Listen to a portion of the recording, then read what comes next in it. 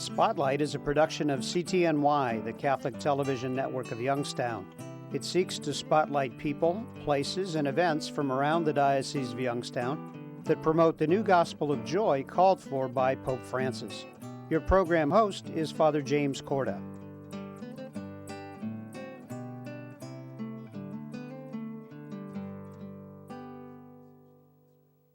Hello and welcome to Spotlight. I'm Father Jim Corda. Today we're going to talk about music and worship and song. And joining me in today's show is Barb Zorn and Dr. Dan Laginya. Welcome to Spotlight. Thank you, Father. You know, the folks are very familiar with both of you. At least Dan, they know your voice. They know your name. Barb, they see you often on our channel. And it would be good for the folks that are with us to get to know both of you a little bit better before we really get into our discussion. So if you can just tell us briefly a little bit about yourself. Barb, why don't you start? Thanks, Father. Well, I'm a parishioner at Holy Family Parish in Poland and also at St. Columba Cathedral. And I have been a pastoral musician all my life. And I remember distinctly being in the third grade and Vatican II was just coming to an end, and the nuns at Holy Family School put praise to the Lord in front of me, and Father, see thy children, where charity and love prevail, and to Jesus Christ, our sovereign King. And I learned how to play them, and that was our first music, our English music at Mass back in those days. And I've been very honored to work with you, Father, here at CTNY, and honored to work with Dan for the many years at the cathedral, and very happy that I was able to receive a certification in being a cantor. I guess there are only about 25, 26 of those in the country from Wonderful. NPM. So great. I love this. I spent a lot of my life doing computer things, but this is my home, and I'm happy to be back here doing this. Well, it's your vocation, and you're good at what you do. Good. Glory of God. Wonderful. Well, let's hear from Dan. Give us a little bit background about yourself. Well, I have been involved in church and music in the liturgy since I was a youth as well. I grew up in Warren, Ohio, and our home parish was St. Pius X, and I was involved as music minister there from early middle school days. Then, eventually, I took over at St. Columba Cathedral as the director of music, following Tony DiCello. And I've been there now for about 37 years. It's been great. Great priests to work with and bishops, so it's been a blessing. And I also teach part-time at Youngstown State University in the Dana School of Music, where I teach music theory courses and organ students. So it's a nice combination of things to do. Wonderful. Let's get into our discussion, and we're going to focus primarily about worship and worship at Holy Mass. Why is it so important for us as Catholics in particular to celebrate Mass wholeheartedly and with our whole fiber? Because sometimes I notice, at least as a presider, not everyone is as enthused when they come to church. But why is it so important for us to get involved in the worship? Well, when we think of the Mass and the liturgy, that is the summit of what we can do to praise God. And when you think about the fact that we are made for God, as we all learned, we are made in God's image and likeness. And we need that. We need to be there with God. We need to form a community with others and join together to praise God. That's the highest thing that we can do here on earth, I believe. Now, Dan, with music, let's say, how do you get people excited about it? Well, one thing is that, as Barb said, we come together as a family, and coming together to worship is one ways that we express our relationship with God. And if we're really serious about that relationship, then it's our duty to participate in the liturgy in every way, in listening to the scriptures, in singing the music. And the music really is a way of elevating the texts of the liturgy to a new level. And it's a way to enable us to connect our emotions as humans to the divine texts of the liturgy. So, yeah. It's very important. It is. It's very interesting because, as a young priest, years and years ago, when we were just starting to understand fully how we needed to make the celebration of the Mass alive and interesting for people. And that included to have competent musicians, cantors who knew how to invite and lead people in song, lectors who really were able to proclaim God's Word, ministers who helped us in the distribution of the Holy Eucharist. It's a learning process, and isn't that part of it all, that we have learned that over the years, and the more we're involved with it and the more we learn, the better at it we become. That's very true. And the other thing we're learning too as ministers, we're responsible for being all ministers in the liturgy are responsible for being ministers of hospitality. Right. Starting with the bishop on down to the clergy, the lay ministers, the musicians, and the more you can make your congregation, your faith family comfortable in the prayer experience, the more success you'll have at engaging their participation. So it really is a matter of hospitality. Mm-hmm. And very briefly, Barb, you could add to that. Yes, I was wanting to say too that, if certainly for a priest, this is your vocation, your life, but for a music minister as well. Mm-hmm. You're not a music minister for an hour on Sunday. That has to pervade your life. Sure. And as you relate to the people in the assembly as part of your parish, it's not a job that you start that job at 10 a.m. and you're done at 10:55 or something like that. It has to be part of who you are, because I think if we cannot convey that to the assembly, that this is deeply important to us, then they see that. They see that it's not deeply important to us. Right. We're going to take a quick break. Stay with us. We'll be right back. What have you done for your marriage today? I gave my wife a hug this morning. I told her I love her. I did her hair this morning. I think it looks pretty good. I cooked my husband's favorite breakfast. I bought her an orchid. What have I done for my marriage today? I sent my husband a love email. I read the newspaper to my wife, and it cracked her up. She's still laughing. What have you done for your marriage today? Make a change for the better. Need help? Go to foryourmarriage.org, a message from the Catholic Church. Well, I've been volunteering for 18, almost 20 years for volunteer chore service for Catholic community services. What I do is help the elderly in their homes so that they can stay in their homes. I do work from shopping to housework to yard work. Most of the people I see don't really have a lot of family, so then I become almost like their family. I think a lot of times the elderly in our society are forgotten, and that's unfortunate because they're a real important part of our community because they have so much wisdom to share. Doing this type of work is very rewarding. You can't put it into words because I learned so much from these people, and you learn stuff about yourself too. You learn to see God in a variety of people, in a variety of settings. The other day she told me that every night when she goes to bed, she thinks about her little angel, when her little angel's going to come and check on her the next day. And that's me, yeah. Welcome back to our show. I'm talking with Barb Zorn and Dr. Dan Laginya about music, worship, and song. Before we took a break, you were talking about how what you do really is a ministry. And unless it's a ministry, then it really doesn't mean anything, but also ministry is really a sign to the people. And if they see that what you do, how you sing, how you play, how you invite is all part of who you are and part of your ministry, then somehow they're going to find how genuine it is. And they're going to resonate with it and really want to be part of it. What I'd like us to talk about is that whole element of faith.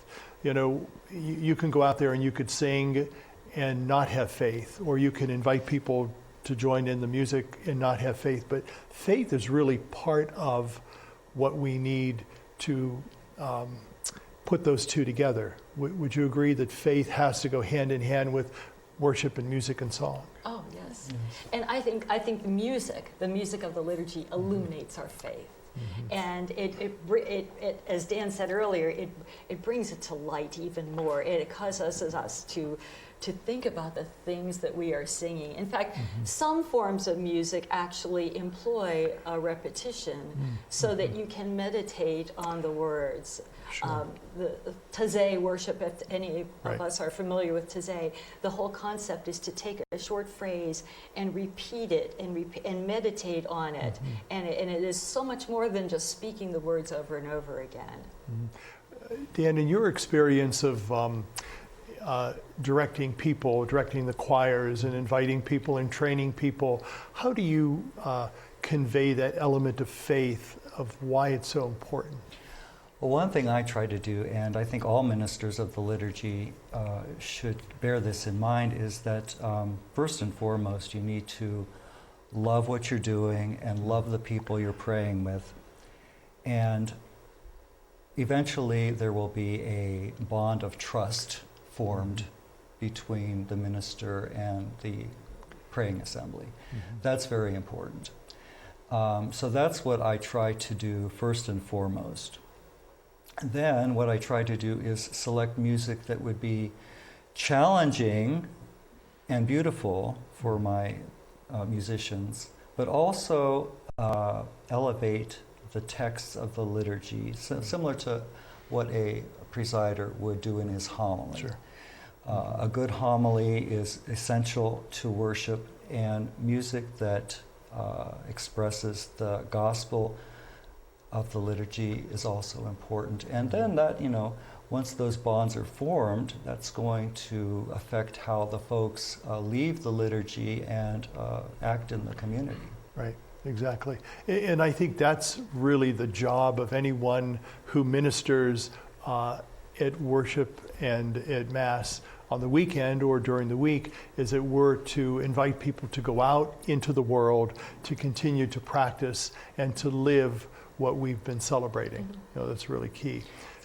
One other thing I'd like to mention is when you marry music with liturgical texts, it's a way that folks could remember the gospel texts because the brain operates such that the text and the music together uses more elements of the brain, and the message sticks actually better when sung. I'm so glad you brought that up, because as you know, my passion is to bring the music to the children. And we try to do a lot of that at Holy Family and at the cathedral. And that's how they learn about their faith. And I often think they young children especially they get so many messages in the media. They know every lyric of every Disney song there is, but we want them to remember that goodness is stronger than evil, and share this meal, share your lives, or glory to God in the highest, and peace to his people here on earth. They should remember those things, and if they sing them, they learn them and they remember them. I just don't think there's any substitute for that. I agree. One of the things that I've always been shy about when I preside is singing, because I'm not a singer at all.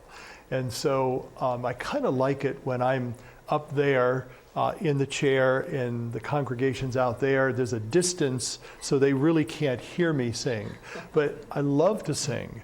But what do you tell people who are experiencing and feeling what I'm experiencing and feeling, that I really can't sing, but I like to sing? I know when I go down the aisle, sometimes I'll hear somebody and I'm saying, oh, they're like me, that's good, I'm glad that they're singing, and they can't sing either, but they feel like they're going to. So what do you tell people who might be hesitant about that? I would tell you, Father, that put your best foot forward and sing. And if you have the courage to sing as the presider, the folks in your congregation will pick up on that and and develop the courage to sing too. It's part of what liturgy is all about. Yeah. You don't have to be a good singer, just do it. And I think if you try to sing, anyone, not you or anyone in particular, you do your best and try to sing, you're going to find that is a wonderful experience. It is a wonderful experience because not only physically do your brain release endorphins when you sing, you feel better, but you're taking something that was very individual, your prayer, and you're making it as part of the community. And that becomes so much more enriching and fulfilling. Right. So it's interesting to note our traditions in the Catholic tradition as opposed to other Christian traditions. My dear husband, who may be listening to this, he's not much of a singer, but in church, at their church, everyone sings. Everyone sings, and that really helps form a bond there. And I think it's a beautiful thing to behold. I agree. It's interesting. I remember on vacation once and going to Mass, and just sitting in the congregation with everyone else, and the priest presider walked up, and I believe the opening hymn was "How Can I Keep From Singing?" I forgot the exact title of it. He didn't have a book in his hand. He never sang, and I'm thinking, how can you walk? How can you keep from singing because you're not singing? But I mean, that always stuck with me because I think something you said, that if I'm going to sing, make an effort to do it, even though I can't, but I'm making an effort, then that's really a witness for other people to see that. If you're not going to participate, you can't encourage others to participate. I find it odd that folks that are reluctant to sing at liturgy, they'll go to a sporting event and they'll join in the chants and they'll join in the fight songs and in the national anthem. And, that's a very powerful thing when we sing together in unity. And the whole purpose of music in the liturgy is to bring people together in unity. And I think if we give folks the chance to sing very simple responses, that's where we should start. And then once they get a sense of their community singing voice, then they'll, move on. But it's a growing experience. It doesn't happen overnight.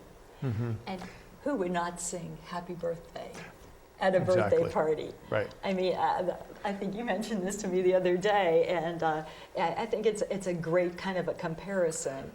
Would you attend a birthday party for your son or your daughter or your grandson or a cousin or whatever and sit silent while others sang a beautiful happy birthday? No.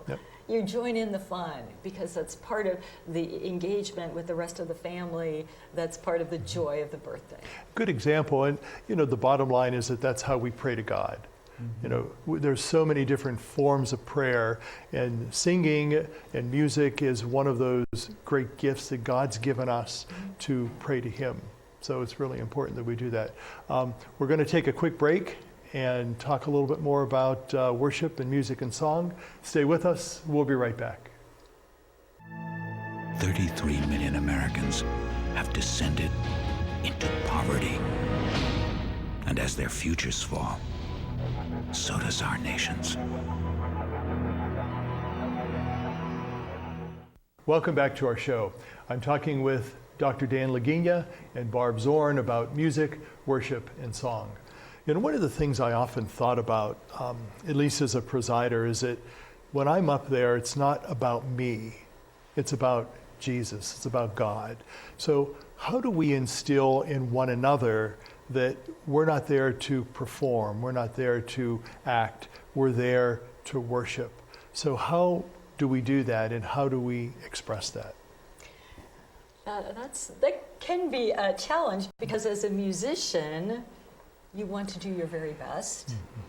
As a minister of music, you know what your job is, and it's a wonderful thing when people can compliment you and they like to hear what you're singing. But at the same time, we try to always give glory to God in that, and the whole aim would be to draw them into it.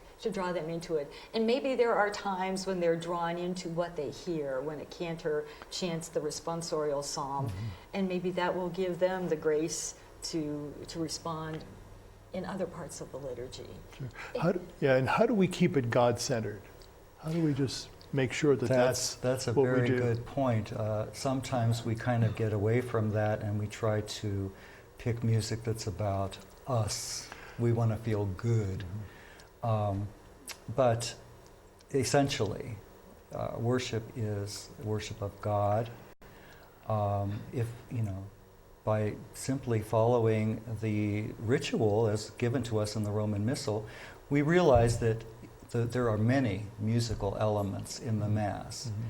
Some of the musical elements belong to the presider, some to the deacon, some to the cantor, some to the congregation.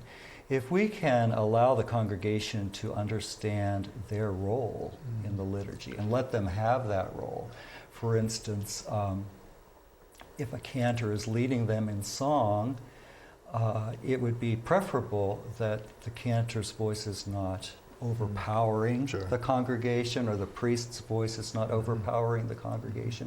Like I said before, that gives the congregation their own voice, and they become comfortable in that and confident in that, and they take ownership in their participation. It's also, I think, a matter of training, especially for our young cantors. That is a bit of an awakening at times. I want to sign up to be a cantor. Well, it's more than learning a song. So it is part of the instruction, I think, that we have to provide to young musicians. And if I could mention the Cecilia Project. I was just going to bring that up. Yes. That it is certainly a very important focus of what we have in the Cecilia Project. Not only trying to help young people hone their musical skills, which is necessary, but to have them understand that this is, of course, a ministry, and to appreciate that and be able to convey that themselves in their work. I'm going to ask Dan to very briefly tell us about the Cecilia Project, how it started, and then Barb, I'm going to ask you to tell us about some of the folks that are involved in it. Okay, sure. Well, the Cecilia Project came about with the realization that, we know that clergy is diminishing throughout the country. Good musical leadership is also diminishing throughout the country. And we were able to secure a grant from the Catholic Extension Society to be able to kick off this project. And what we are trying to do, we've just started a couple years ago, we're targeting high school students in parishes and in our schools. And we're inviting them to learn about liturgy and music, either cantoring, playing the organ, playing the piano. And all of that is completely cost-free to the student. And the way the program is designed, we cover a 2-year term. Twice a year, they come together for liturgical formation, and then they have the opportunity and the privilege to get private musical instruction. So we're one of the first dioceses in the country to come up with a program like this, and it's been successful so far, and through everybody's prayers, we hope that it will continue and be even more successful. Good. Barb, tell us about some of the people involved in it. Oh, goodness. And you'll have to excuse me. You don't have to mention names, but just, okay, unless you want to. We have 19 students right now that just completed our first round of study days. Good. And basically what we talk about in the study days, it's really an educational thing. We talk about the seasons of the year, the church seasons of the year, and how liturgy is impacted by those seasons. We go into detail about the Mass and to discuss all the parts of the Mass and how music is important and is applicable to the various parts of the Mass. And we do also deal with the sacraments as well. So we have, as I say, 19 students, I think the youngest of which is probably still in high school, 15, 16 years old.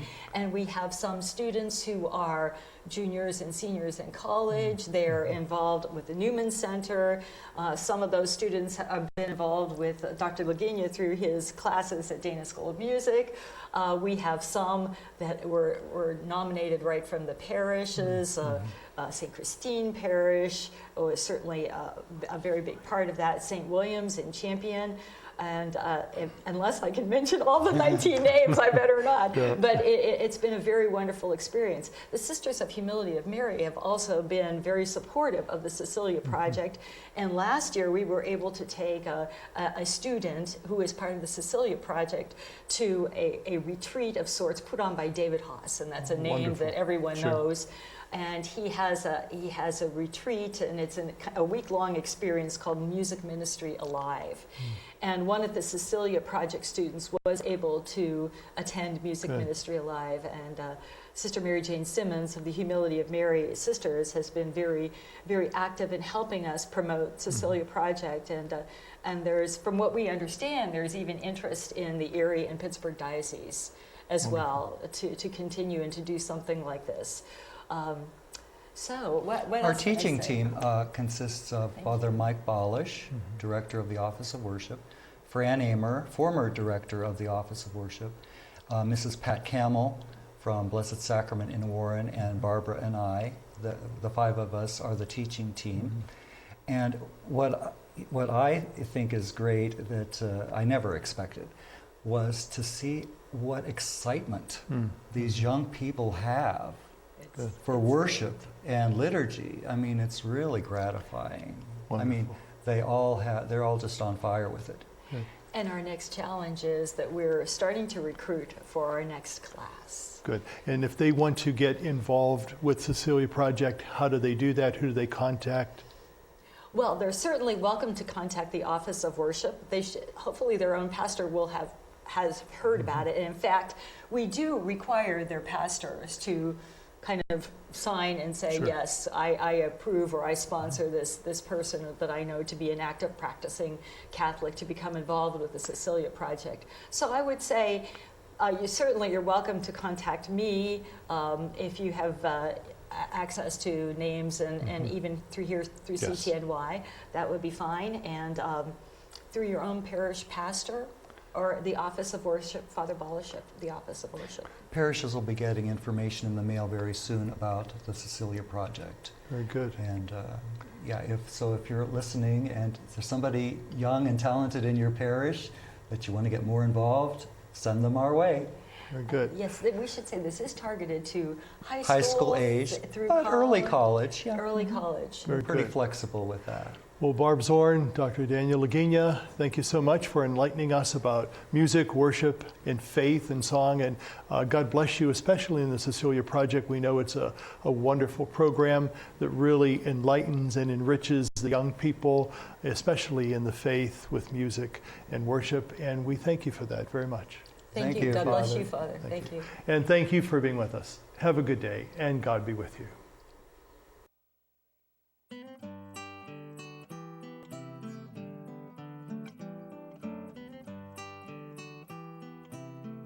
Spotlight has been a production of CTNY, the Catholic Television Network of Youngstown. Your program host was Father James Corda.